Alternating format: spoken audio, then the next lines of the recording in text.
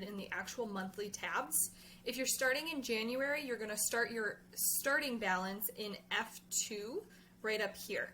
If you're starting mid-year, you're actually going to go and put it in the income section, so you won't have this cell here to enter that balance. But if you're starting in January, you're going to enter it here. And this is your starting balance after everything that you have pending has cleared your bank account. So this is what you are truly going to be starting with to budget. So let's just pretend you have $500 here. Once you put that in, you're going to slide over to the right and you're going to review your monthly budget.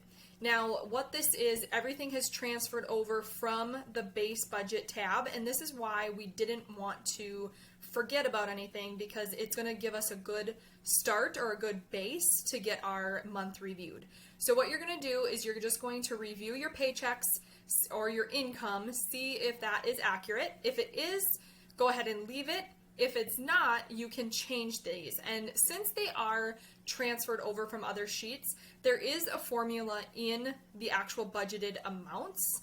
If they're the light gray cells, you can change those, just the light gray ones. Don't do the dark gray ones. But in the light gray cells, if you need to change these balances, go ahead and do so. Or in these white lines. Basically, the formula that's in there is pulling the information from the base tab for your base budget. So if we need to change these, this is where you can do that. When you're doing this, so if you change your income at all, you can do that in here. So let's say this one is going to be $1,200 that we're expecting.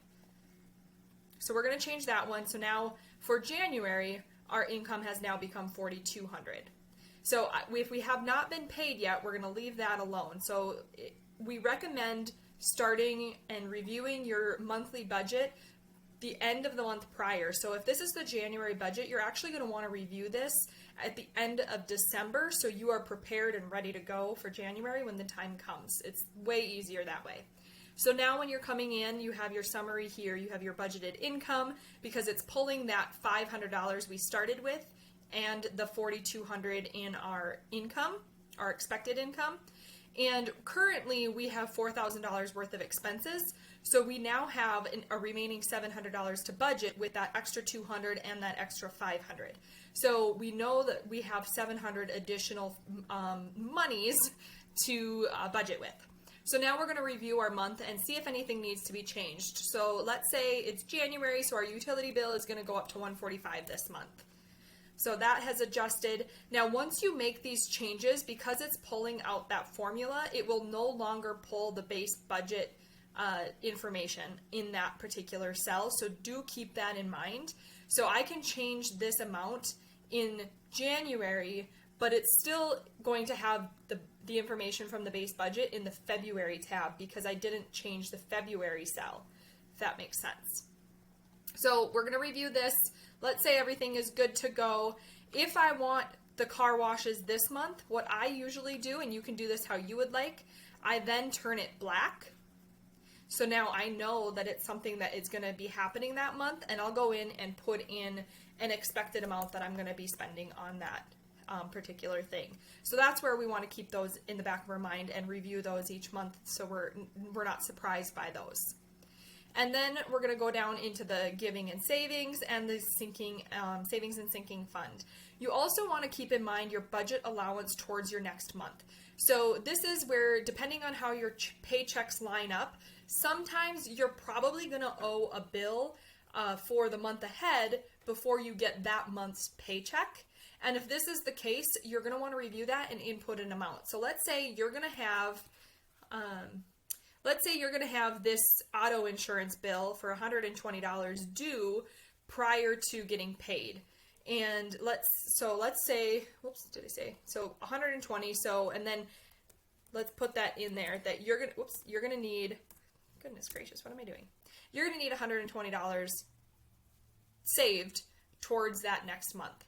Now, what that's going to do is it's going to pull it from your allowed budget here, but you're still going to be able to track it in February so it doesn't mess up your bills, and I'll show you how to do that.